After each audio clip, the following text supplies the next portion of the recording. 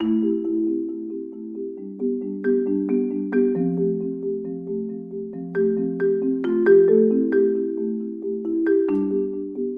suis issu d'une famille de marins. Mon papa était marin, la marine marchande, mes grands-pères aussi, etc. Et moi, très tôt, j'ai été sur la mer avec mon papa, sur les plages avec ma maman qui louait des pédalos et des petits voiliers.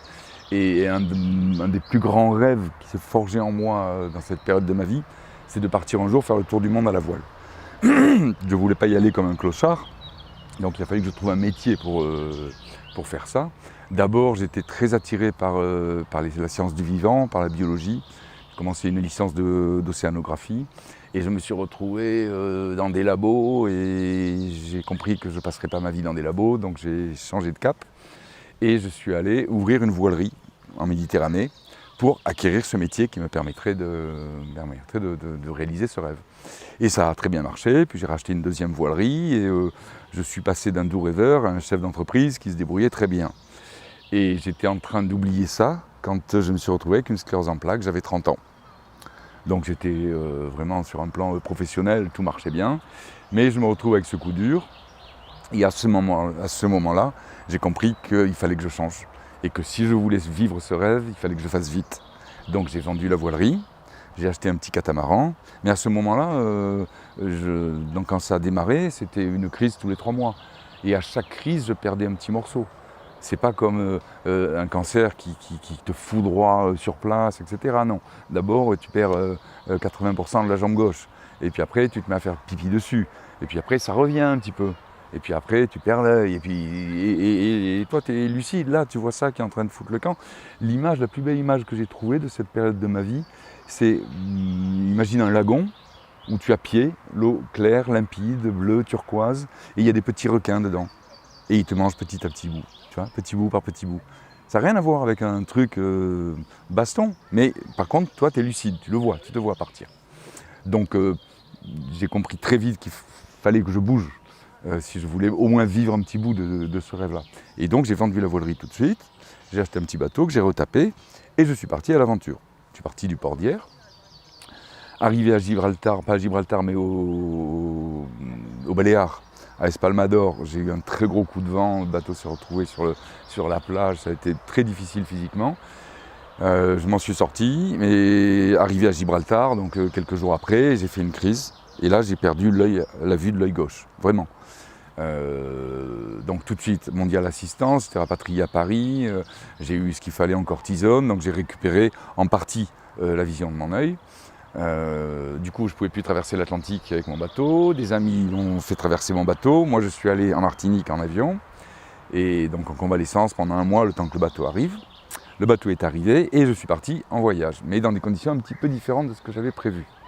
C'est-à-dire qu'ayant perdu la vue à cet œil-là, je naviguais en solo. Et en solo, ça veut dire qu'on fait tout, quoi. On doit estimer les manœuvres, les distances, etc. Et n'ayant qu'un œil, la vision en 3D disparaît. Donc la distance, je ne peux pas l'évaluer. Donc les débuts ont été très difficiles. Là où j'étais très entraîné en navigation avant, maintenant j'avais une autre donne et il a fallu que je réapprenne à naviguer avec ce que j'avais. Donc le périple s'est poursuivi, j'ai refait... Alors ce qu'il faut savoir aussi, c'est que dans la sclérose en plaques, c'est une maladie multifactorielle. Il y a un facteur génétique, j'en suis atteint. Il y a un facteur environnemental, le stress. J'en étais atteint, jeune chef d'entreprise qui tout sourit, etc. Donc je travaillais comme un fou. Et puis le stress intérieur, c'est l'écologie alimentaire, c'est la façon dont on se nourrit. Quand j'ai découvert que j'étais atteint de cette maladie, j'ai cherché tout ce qu'il y avait à ce moment-là qui pouvait m'aider à revenir dans la vie, quoi. Et je me suis mis bien sûr à manger bio. Au niveau stress, les choses se sont sérieusement arrangées puisque j'étais dans les Caraïbes, je naviguais à mon rythme, c'était génial. Mais j'ai continué à faire des crises. J'avais bien sûr, je ne suis pas parti pour me suicider, hein. Je suis parti avec les traitements, j'avais ce qu'il fallait. Le but, c'était pas de me foutre en l'air, hein. Mais c'était, dans une certaine manière, une façon de me mettre en orbite du monde. Parce que atteint d'une telle maladie, on perd du lien sensible avec les autres, de façon drastique, ça devient très difficile. Et le regard sur cette maladie, sur moi, j'ai goûté à la chaise roulante, le regard des gens dessus, tout ça, c'est vraiment, ça sert, quoi, hein.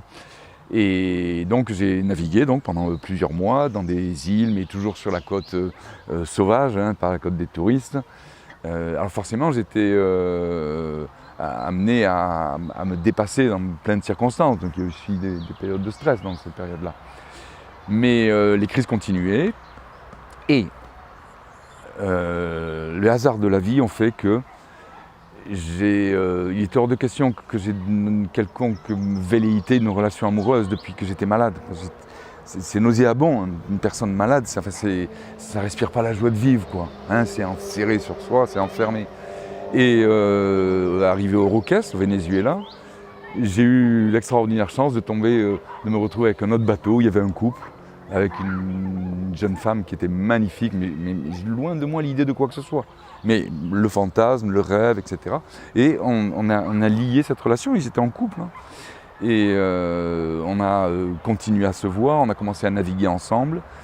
Et j'ai couru après eux, hein, mais j'avais un bateau qui avait une vitesse différente, moi un kata et un monocoque.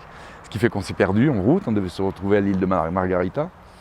Mais lui, il avait continué, il avait laissé sa compagne dans un port. Et moi, j'ai raté le port, donc je suis allé directement là. Donc elle, je ne l'ai jamais revue, mais j'ai vu son mec. Voilà. Et arrivé à Margarita, son mec, avec qui j'ai sympathisé aussi, il m'a sorti un bouquin qui s'appelait La guerre du cru de Burgère, Instinctothérapie. Je prends le bouquin et je continue ma route. Je lis le bouquin, je suis tout de suite percuté par la simplicité. Hein, je navigue en solo sur mon bateau, la cuisine, horreur de ça, la vaisselle, n'en parlons pas. Donc vraiment, je plonge. Et la chance extraordinaire, c'est que c'était l'Amérique du Sud, avec des fruits tropicaux, des fruits, des légumes, des viandes extraordinaires. Et un deuxième facteur vraiment important, c'est que je ne pouvais pas suivre les indications du livre parce que je naviguais en solitaire. Donc je ne pouvais pas faire 2 repas par jour, hein, où on mange un légume, un fruit, etc. Ça, je ne pouvais pas le faire. Donc je ne pouvais pas, ce que j'ai appelé par la suite, faire de l'empilage. Chaque prise alimentaire, à cette période de ma vie, au moment où j'ai découvert le cru, c'était du monoaliment. Je mangeais un aliment et je le prenais dans le bateau, je remontais sur le pont pour veiller, pour régler les voiles, pour barrer. Et 2 heures après, j'avais encore faim, je redescendais dans le bateau, j'en reprenais un. Je ne savais pas ce que je faisais, je ne l'ai pas voulu, je ne l'ai pas choisi. J'ai aucune intelligence dans ça, hein. Mais il s'est avéré que je suis tombé sur un mode alimentaire absolument inouï, qui est le mode alimentaire originel de l'homme. C'est le mode alimentaire du cueilleur. Sauf que je ne savais rien et que je mettrais des années avant de le comprendre. Donc, je commence à me nourrir comme ça. Je devais longer la péninsule de Paria pour rentrer en Martinique. J'avais toujours mon œil qui était en vrac. Et je devais longer très près de la falaise pendant plusieurs jours, parce qu'il y avait un contre-courant. Donc j'avais un spectacle sous les yeux. Et je me suis aperçu au bout d'un moment que le matin, quand je me réveillais, parce que je m'arrêtais le soir, le matin quand je me réveillais, waouh, c'est 100 fois plus beau que la veille. Il y a une chose qui se passait, c'est que je ne pouvais pas me rendre compte que ce mode alimentaire m'améliorait d'heure en heure, parce que chaque heure faisait progresser un tout petit peu, donc je ne pouvais pas le comprendre, le voir. Par contre, quand je dormais 8 heures, je voyais le cumul des 8 heures d'amélioration. Et chaque matin, waouh, truc incroyable. J'ai poursuivi mon périple jusqu'au moment où vraiment j'ai compris que quelque chose de violent était en train de se passer. J'ai surtout été choqué. C'est vrai, quand on a 30 ans et qu'on vous annonce à force de l'âge, tout marche bien dans votre vie, et qu'on découvre qu'on a une sclérose en plaques et qu'on va finir une chaise roulante, c'est violent, c'est très violent. Et donc, on construit des remparts, des barrières, on se protège, il va falloir tenir. Et c'est armé de cette carapace énorme que je me suis retrouvé face aux conséquences de ce mode alimentaire du cueilleur, qui d'un seul coup a brisé cette carapace, cette barrière de béton. Et là, le choc a été presque plus violent que le premier. J'étais condamné. Voilà. Et d'un seul coup, non, on me dit non. Et là, à ce moment-là, ma vie a basculé. Là, j'ai dit, je lâche plus le morceau. Je lâche plus le morceau et j'ai plus jamais lâché le morceau, ça fait 30 ans. J'ai voulu comprendre ce qui se passait, j'ai voulu m'assurer que je ne me trompais pas. J'ai remangé cuit plusieurs fois avant de publier Quand je serai seul avec la mer, la première fois. Parce que je savais que j'embarquerais des gens. Mon histoire, elle était waouh. Et je voulais être sûr. Mais le monde dans lequel je vivais n'avait absolument pas connaissance de ça. C'était quelque chose d'absolument incroyable. Hein. Personne ne pouvait le croire. C'était des lubies. Voilà. Donc moi, avant la publication de Quand je serai seul avec la mer, j'ai remangé cuit. Et au bout de 15 jours, j'étais à l'hôpital avec une nouvelle paresthésie.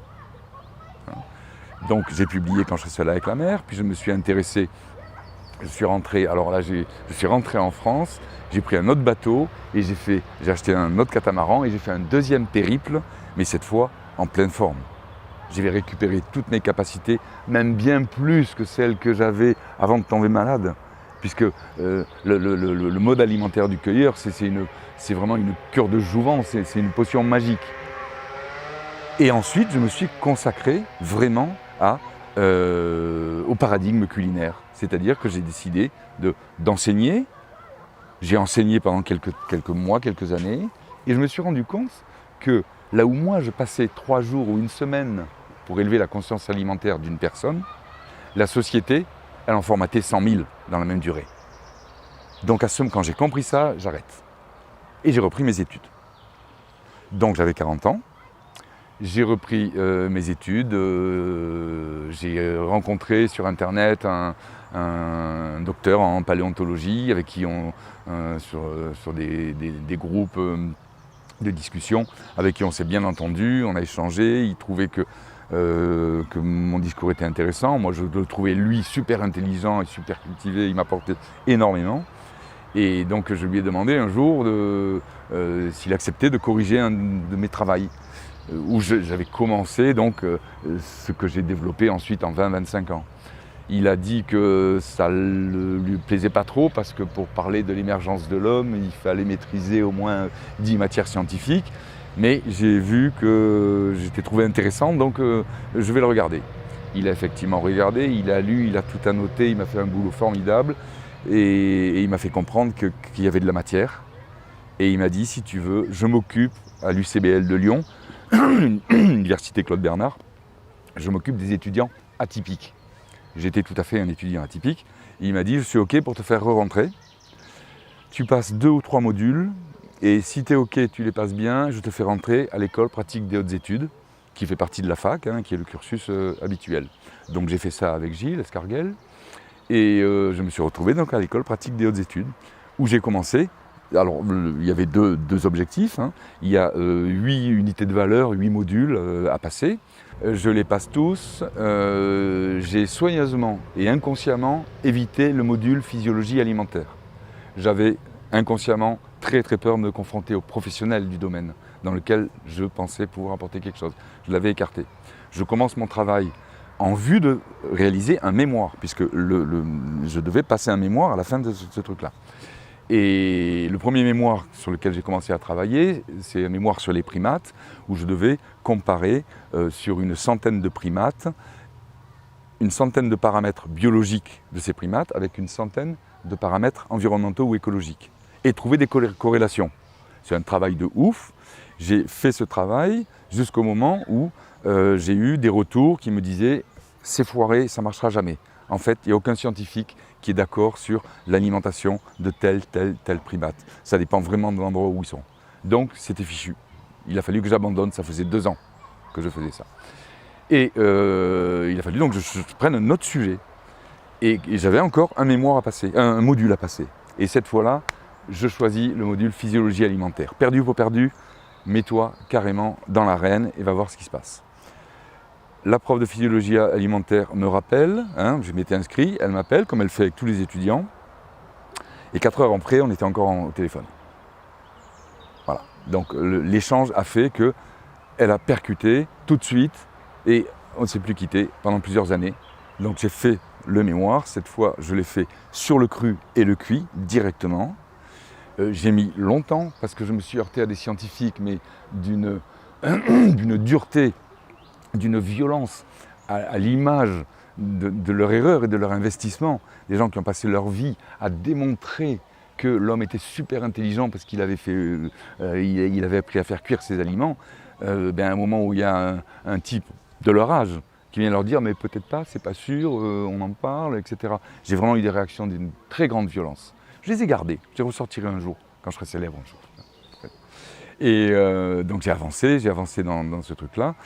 Je suis allé au bout, j'ai eu un autre problème au moment de la soutenance du mémoire, parce que ils ne sont pas arrivés à trouver un président de jury qui ait toutes les compétences pour juger du travail que j'avais fait.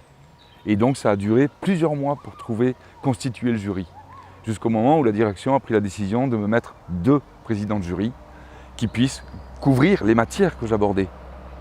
Finalement ça s'est fait, Gilles Escarguel, qui a été mon premier directeur scientifique sur l'expérience des primates, et puis qui s'était écarté après quand j'ai commencé avec la physiologie alimentaire, il est revenu, il a accepté le poste, il a été formidable, c'était un mec super.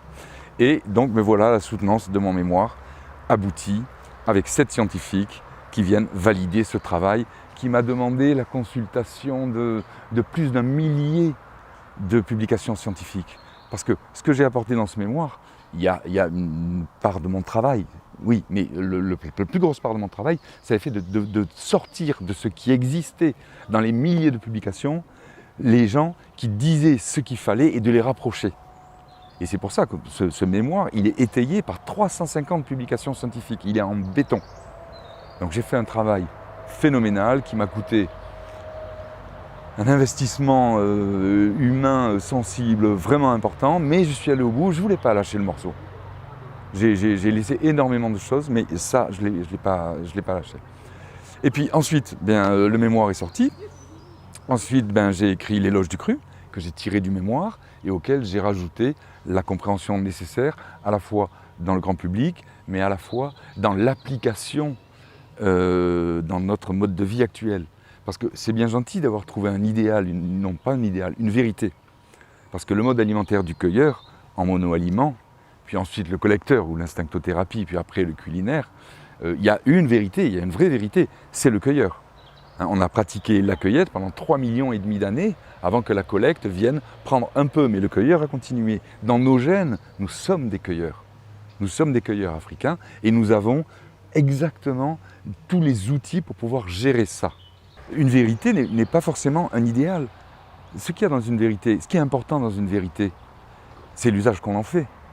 Or, arriver à notre époque, dans notre société, avec sa complexité, avec le paradigme culinaire de dizaines, centaines de milliers d'années, c'est totalement débile, puisque jamais personne ne va pouvoir en tirer son épingle du jeu. Donc, j'ai une vérité, ce n'est pas un idéal. Par contre, ça reste une potion magique.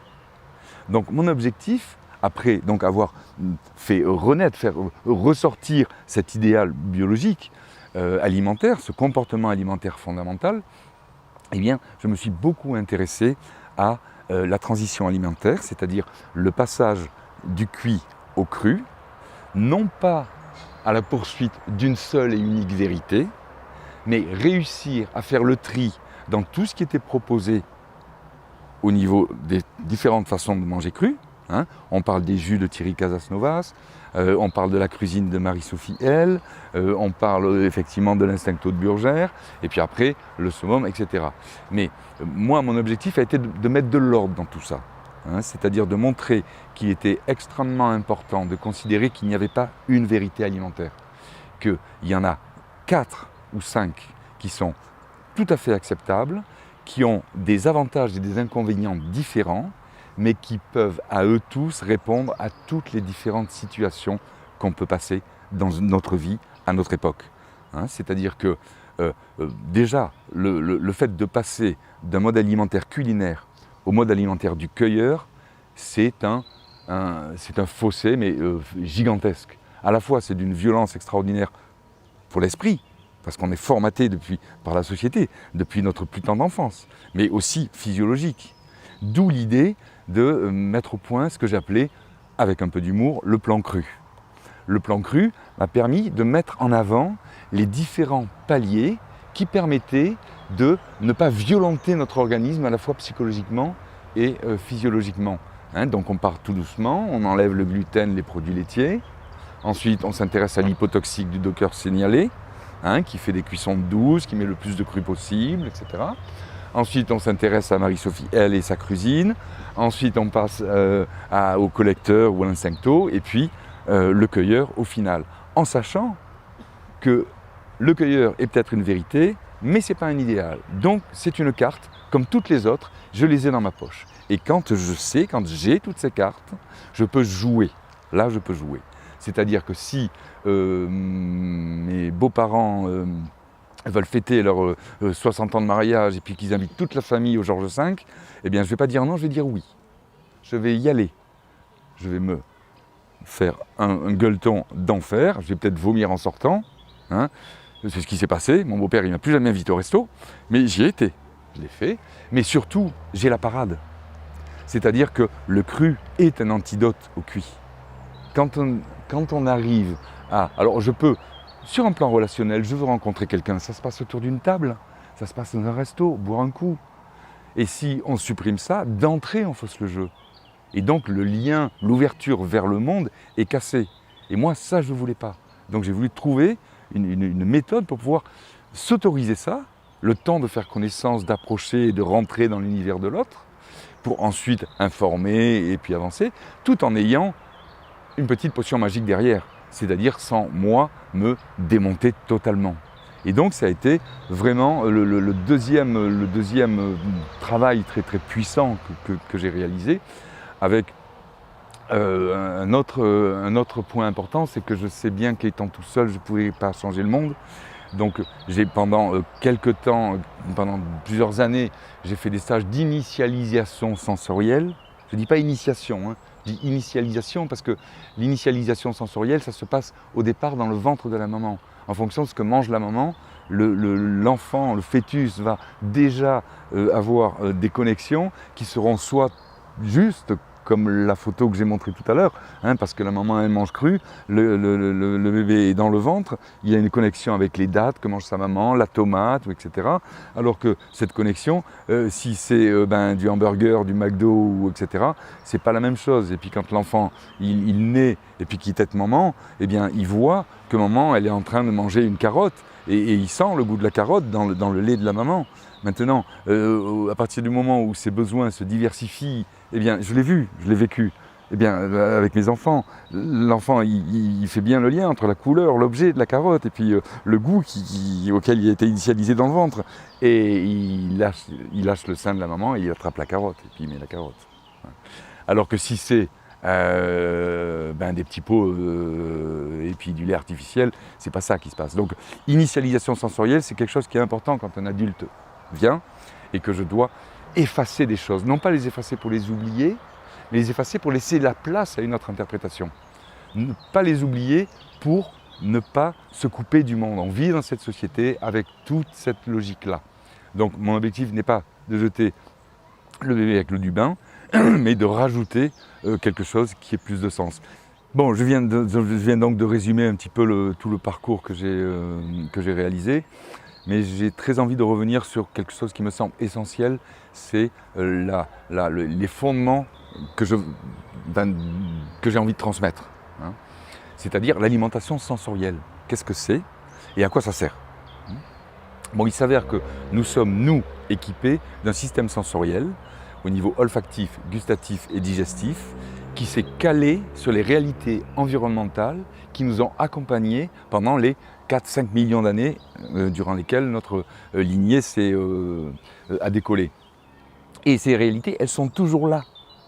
Le seul problème, c'est qu'elles ne peuvent pas s'exprimer parce que ce n'est pas le cadre. Il faut un cadre. C'est un petit peu... Alors on a tous les scientifiques, on le voit très bien dans le mémoire, le potentiel de notre système sensoriel, il est phénoménal. Mais les scientifiques ne comprenaient pas à quoi ça sert. Pourquoi ça? C'est un petit peu comme si... alors nous avons cet outil-là. Mais imaginez le logiciel Word, qui est né il y a 15-20 ans, je ne sais pas quoi, qui était un petit logiciel et qui maintenant est devenu une bombe. Mais qui permet de faire des trucs absolument extraordinaires, de répondre à une multitude de situations. Sauf que si je lui donne des fichiers de la forme étoile, point, tartempion, si je ne lui donne pas étoile, point, docx, il ne va rien y comprendre. Et là, c'est pareil, nous sommes équipés de super systèmes sensoriels, mais ils ne peuvent comprendre que si je lui donne des fichiers de la forme étoile.cru. Si je lui donne un fichier étoile.casserole, il ne marche pas ou il marche à 10% de son potentiel. Donc c'est ça qu'il faut bien comprendre. Donc ça veut dire, ça nous ramène à l'environnemental. C'est-à-dire, qu'est-ce que je dois mettre en place pour que mon système sensoriel remarche. Et ça, c'est la compréhension d'un élément, c'est que dans la nature, il y a un facteur, plaçons-nous à une autre époque, il y a des millions d'années, les facteurs les plus prépondérants dans la relation entre l'homme et son environnement et ses ressources alimentaires, c'est la disponibilité naturelle. On n'est pas de supermarché, il n'y avait pas d'étalage, c'est-à-dire que c'est l'environnement qui décidait. Donc notre système sensoriel s'est calé pendant des millions d'années sur les 3 catégories qui existent dans la nature. Les aliments permanents qui sont là toute l'année, les aliments saisonniers comme les fruits qui sont là pendant 2 mois, et les aliments aléatoires comme une charogne, comme une ruse qu'on a rencontrée, qui sont très rares. Donc pour ces 3-là, évidemment, on n'a pas le système sensoriel. C'est très simple de le comprendre. Si j'ai un aliment qui est disponible à l'année, j'ai aucune raison d'avoir un appel ou un attrait sensoriel très important puisque je l'ai à disposition et donc je n'ai pas de carence puisque je l'ai tout le temps.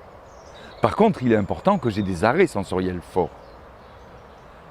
Donc les légumes, appel sensoriel faible, arrêt fort. Et si on se recase aujourd'hui, les enfants, très difficile de leur faire avaler des légumes. On retrouve cette correspondance. Maintenant les fruits. Les fruits, ils sont là pendant 2 mois par an. Donc pendant 2 mois, il faut que je consomme ce qu'il va me falloir en micronutriments rares, spécifiques, pour toute l'année. Donc il faut que j'ai un appel sensoriel fort. Mais j'ai absolument pas besoin d'avoir un arrêt sensoriel fort, puisque la nature s'en charge. Mais si les fruits, ils sont là toute l'année au supermarché à 8h, 12h, et que j'ai pas la clé, je vais aller vers les fruits, je vais manger des fruits sans comprendre. Donc, ça c'est le deuxième point. Et puis le dernier, c'est les aléatoires. Alors les aléatoires, ça comprend viande, miel, les figues séchées sous l'arbre, parce que ça n'arrive pas tous les ans. Ces aliments qui sont hyper appétants, on a un attrait sensoriel très fort et des arrêts sensoriels quasi inexistants.